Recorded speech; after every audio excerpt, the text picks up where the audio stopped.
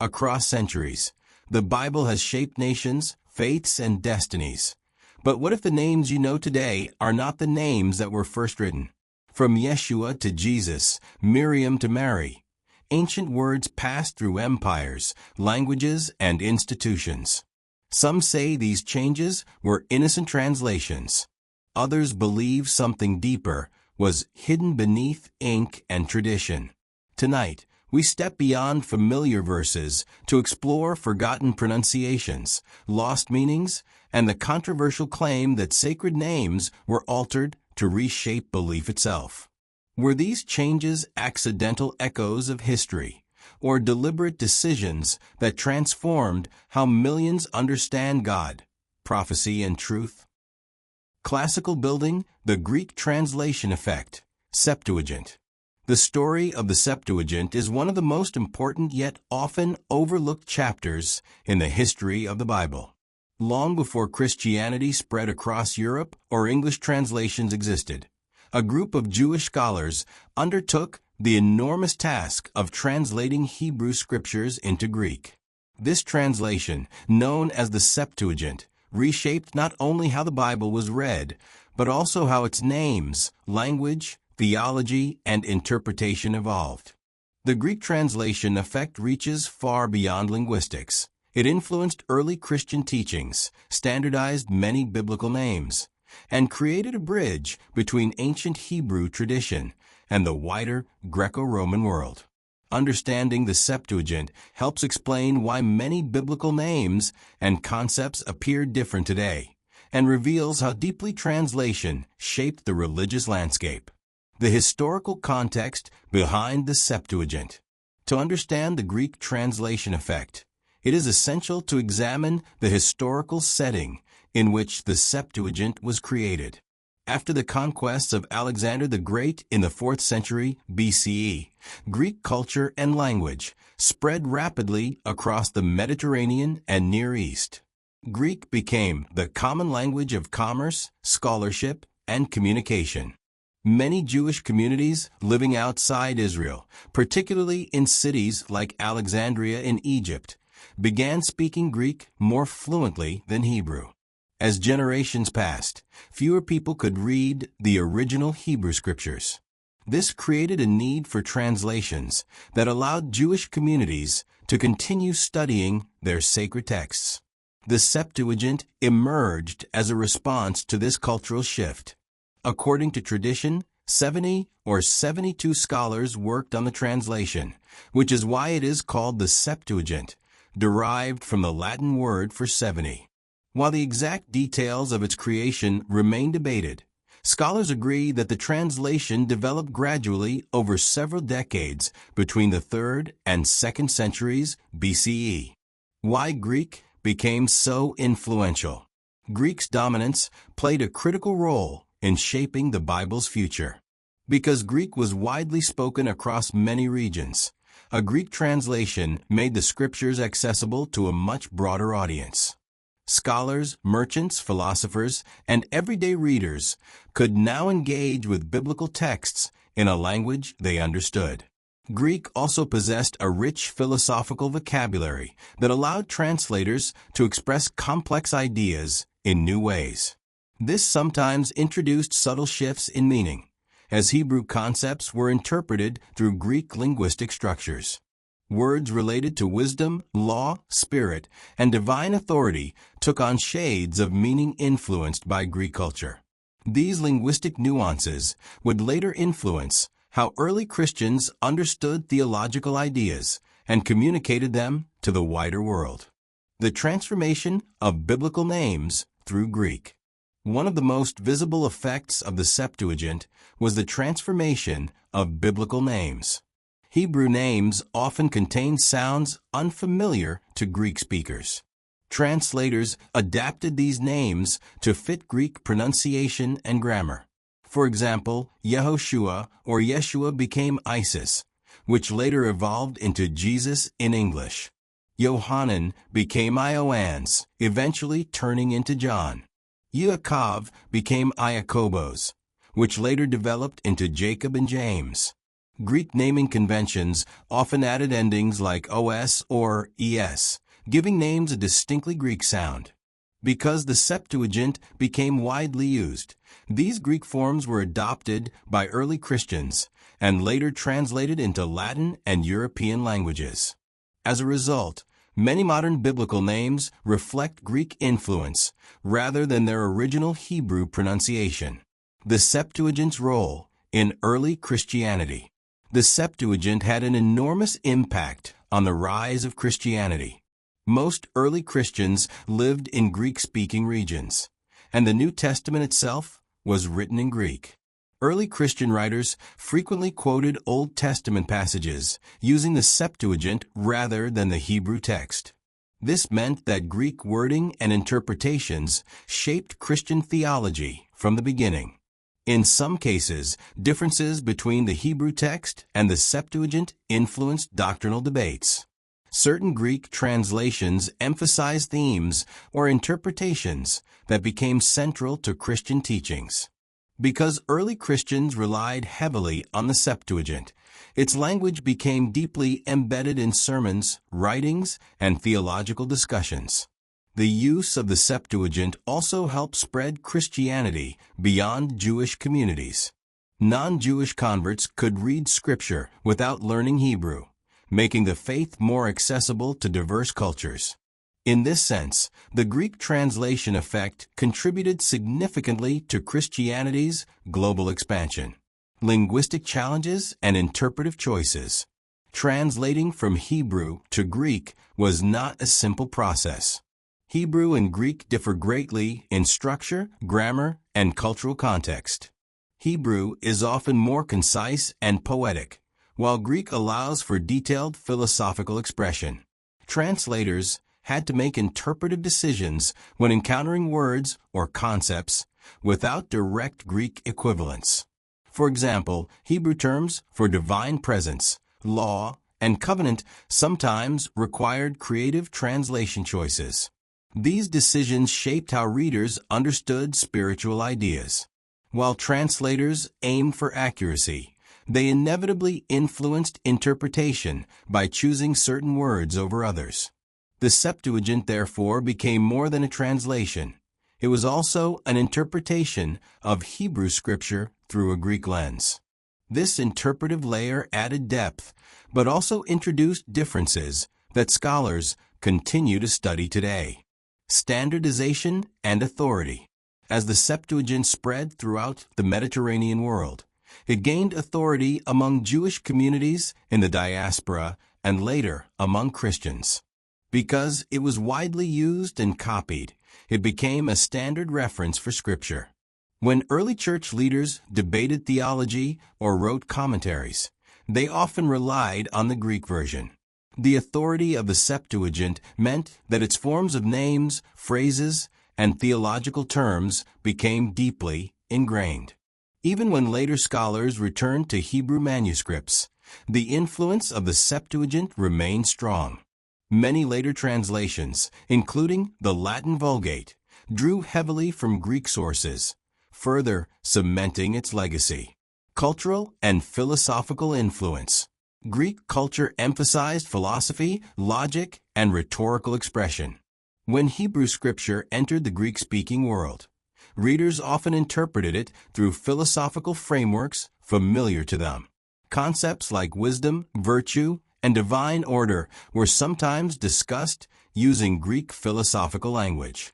This cultural interaction enriched theological discussions, but also changed how certain passages were understood. Greek readers might focus on abstract philosophical meanings, while Hebrew readers might emphasize narrative and covenantal themes. The Septuagint thus became a meeting point between two intellectual traditions. Differences between the Septuagint and Hebrew texts. Scholars have noted that the Septuagint sometimes differs from the Hebrew Masoretic text in wording or emphasis. Some differences arise from variations in ancient manuscripts available to translators. Others reflect interpretive decisions made during translation. These differences have sparked debates about which version represents the original meaning more accurately.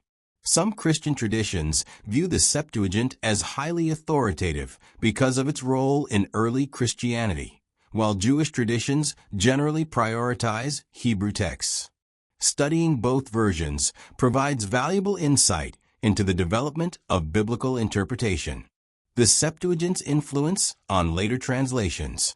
The Greek translation effect did not end with the Septuagint itself. When Jerome translated the Bible into Latin in the 4th century CE, he consulted both Greek and Hebrew sources. However, the widespread use of the Septuagint influenced many of his choices. Later European translations, including early English Bibles, often relied on Latin and Greek traditions rather than returning directly to Hebrew. As a result, many modern biblical names and phrases still carry traces of Greek influence. The structure of certain passages, the wording of familiar verses, and the names of key figures reflect the linguistic journey that began with the Septuagint. Modern scholarship and rediscovery.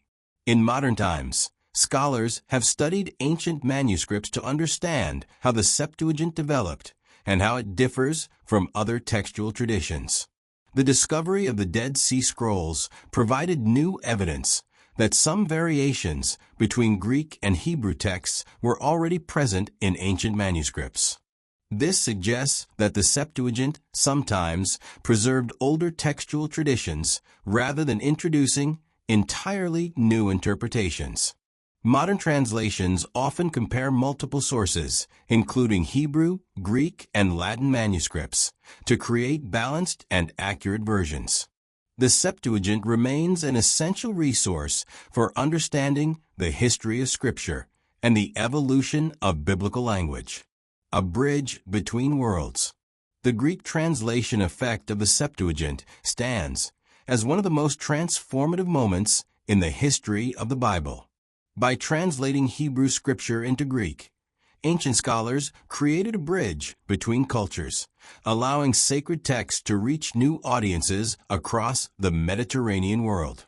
This translation shaped the pronunciation of biblical names, influenced early Christian theology, and introduced new linguistic and philosophical dimensions to Scripture. Rather than simply changing words, the Septuagint transformed how people understood and interacted with the Bible. It standardized many names still used today and laid the foundation for later translations that spread across Europe and beyond.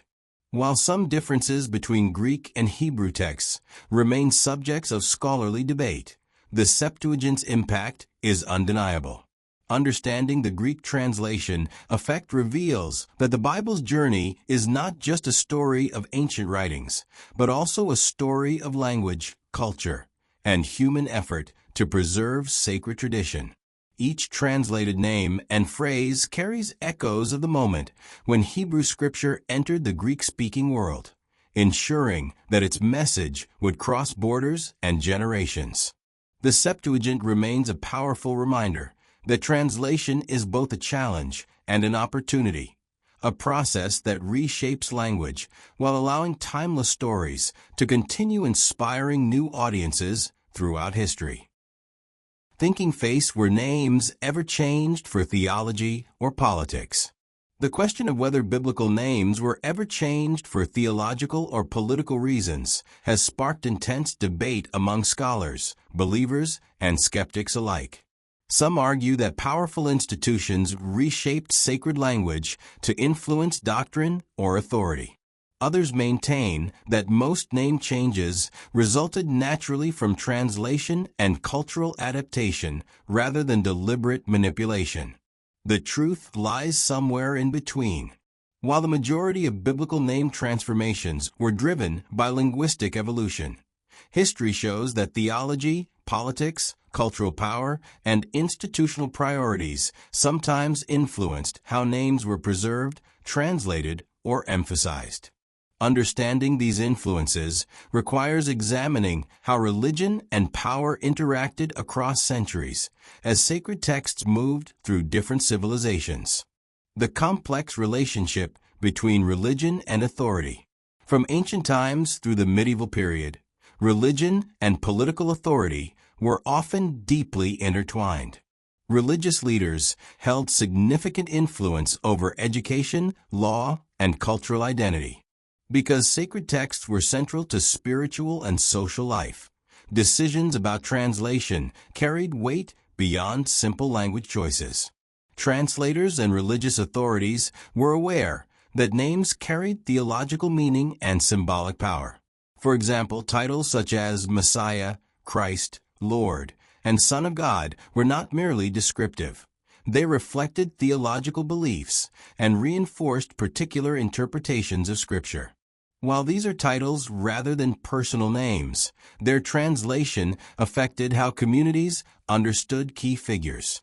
Political leaders sometimes supported certain translations that aligned with official doctrine or unified diverse populations under shared religious language.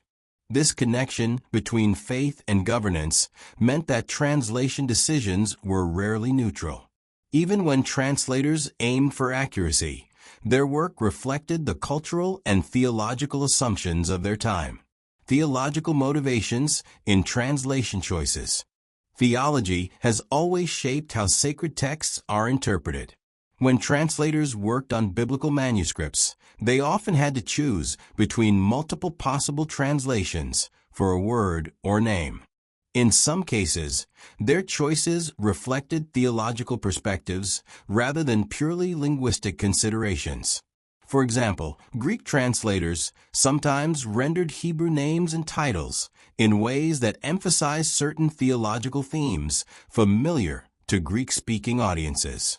The Hebrew concept of Mashiach became Christos, meaning Anointed One, which carried deep theological significance in early Christianity. While this was a reasonable translation, it also shaped how readers understood the identity and role of Jesus. Similarly, the apostle known as Shaul in Hebrew became known primarily as Paul in Christian tradition. While this reflected his Roman citizenship and missionary work among Gentiles, the preference for his Roman name in Christian texts highlighted the universal, cross-cultural mission of Christianity rather than its Jewish roots. Over time, this emphasis influenced how early Christian communities viewed their relationship to Judaism. These examples suggest that theological priorities sometimes influenced which name forms were emphasized or standardized, even when the original names were known. Political contexts and standardization. Political forces have also played a role in shaping biblical names. When Christianity became the official religion of the Roman Empire in the 4th century, leaders sought to establish uniformity across diverse regions. Standardized translations helped create a shared religious identity that reinforced imperial unity. The Latin Vulgate, commissioned during this period, became the dominant Bible in Western Christianity for centuries. Its Latinized forms of names were used in churches, liturgy, and education throughout Europe. While the primary goal was consistency rather than deception, the political power of the Church ensured that certain name forms became authoritative. Later, during the medieval period, church authorities maintained control over Scripture translation. Because Latin remained the official language of Western Christianity, local populations often relied on clergy to interpret the Bible. This centralized control meant that institutional preferences influenced which names and translations were widely accepted. The Reformation and linguistic reform.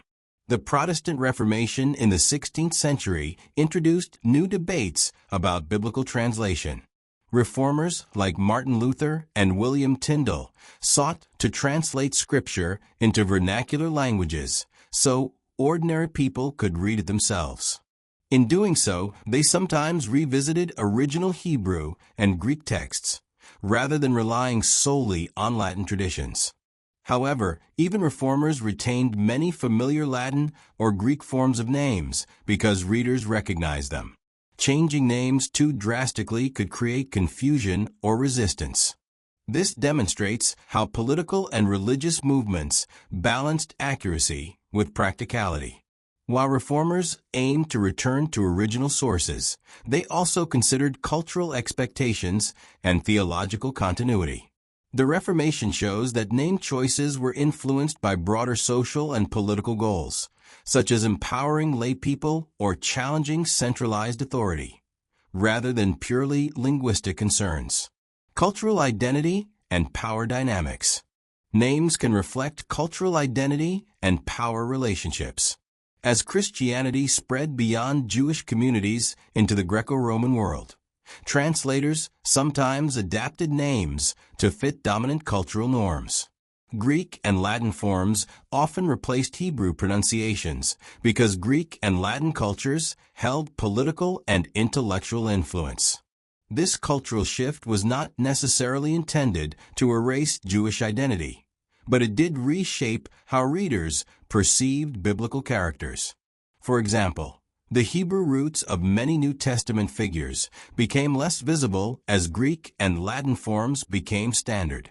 Over time, Western Christianity developed a cultural identity that felt more European than Middle Eastern. Political power and cultural dominance can shape language in subtle ways. When one culture becomes dominant, its language often becomes the standard for religious expression, influencing how names and concepts are transmitted. Intentional changes versus practical adaptations. It is important to distinguish between intentional ideological changes and practical adaptations. Most scholars agree that there is little evidence of a coordinated conspiracy to alter names solely to hide truth. Instead, translation decisions usually reflected practical needs, making names pronounceable, understandable, and familiar to new audiences. However, intentional choices did occur in specific contexts. Translators might emphasize certain titles or select particular name forms that aligned with theological interpretations or political goals. For instance, emphasizing the Greek title Christos reinforced a theological claim about Jesus' identity as the Messiah. Retaining Latinized names during the medieval period supported church unity and authority. These choices were not necessarily deceptive, but were influenced by the priorities and beliefs of the communities producing the translations. The role of manuscript traditions. Another factor influencing name changes was the existence of multiple manuscript traditions. Early translators sometimes worked from Greek manuscripts rather than Hebrew originals because Greek texts were more widely available.